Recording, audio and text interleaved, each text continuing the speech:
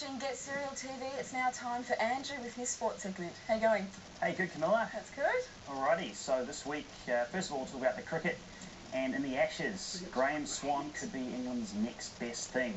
That's right, the left-arm spinner. He's 29 years old. He's only playing his 6th test match, but already he's the highest test wicket taker this year, which is quite impressive, especially for an English spinner. Is he that good? Like, is he worthy of the praise and the hype around him?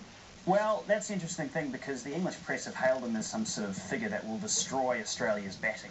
Yeah. I mean, the Times said that his rise to prominence could not be better timed, because apparently there's 1 in 3 left-handers that are batsmen at the moment, compared to only 12% of people who are left-handed in society in general, which is an odd statistic to say in a newspaper. So he's much more than just lucky. Like, it hasn't just been luck.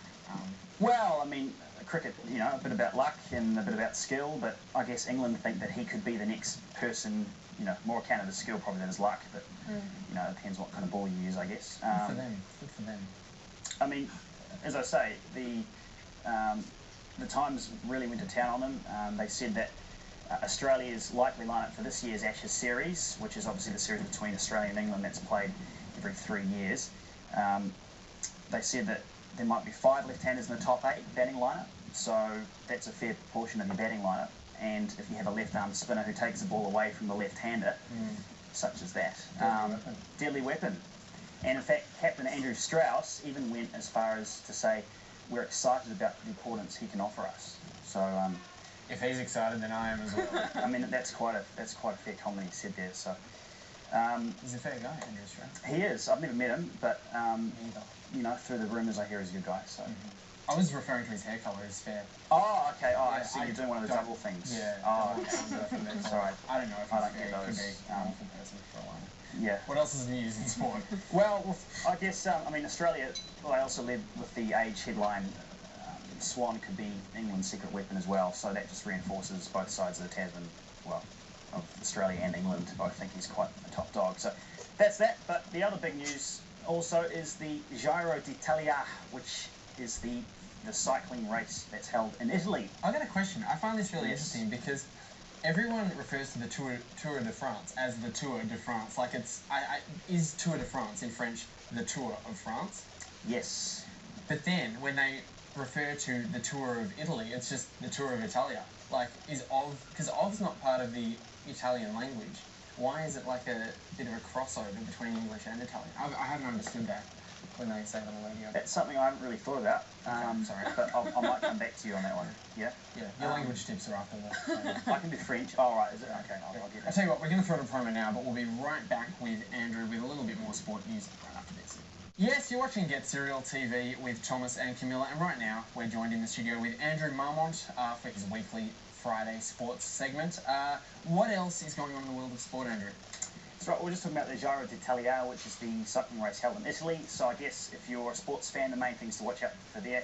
Michael Rodgers, the Australian, he's in the hunt. He was 4th going into yesterday, the other day. So that's a big one to watch. Also, Lance Armstrong, it's his major cycling event that he's back to.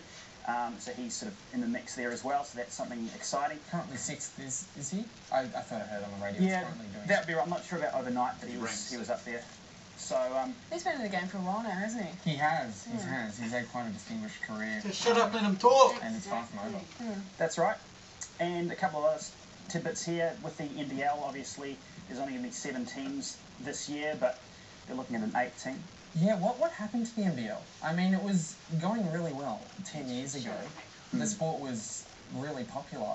Suddenly, I don't know, do they have good membership numbers and everything? Or because it's really, you don't hear anything about it in Melbourne anymore. Well, I don't like to speculate. I mean, obviously there's different business models you can use, and maybe that one wasn't profitable for all the teams there. And I think that they just wanted a model that would accommodate everyone to be making money, and it's reported that's not always the case, so that might be they're looking to do another one. I think they tried to pitch it as like an Australian NBA, like a real sort of event sport where tickets are quite expensive and there's a lot of hype, a lot of spectator, Because there does seem to be quite a following, but just not as public as other events like the AFL. Yeah. And when you see it on the television, there's like 5 people in the audience. It's kind of depressing, actually. Which is quite unique for Melbourne, because people flood to lots of sporting events. Sports exactly. to whatever it is. Yeah. What else is news? Well, I guess an interesting piece of news for Rugby Union fans. Not just the Super 14, with New South Wales and ACT being the only teams that really look like making the quarterfinals there, but also Craig Gower, who used to play for the Penrith Panthers in the National Rugby League competition. He's in his 30s, he's retired from rugby league, really he's in his last years, but he's been selected for the Italian rugby team, so I'm not really sure about that. I mean, good on him for going and... At that age, at 30, in being selected for another team, is that a normal age to be selected? You're trying to settle down at that point, aren't you, in your career? In sports career, is 30 a pretty old age? It really depends on the longevity of players. If they're fit and ready to go, then that's fine. But I guess the fact with Craig Gower is he hasn't played rugby union at all, so I don't know why he's been suddenly selected as the saviour for Italian rugby. That's just sort of a bit surprising. He must be half decent if he's selected at that age.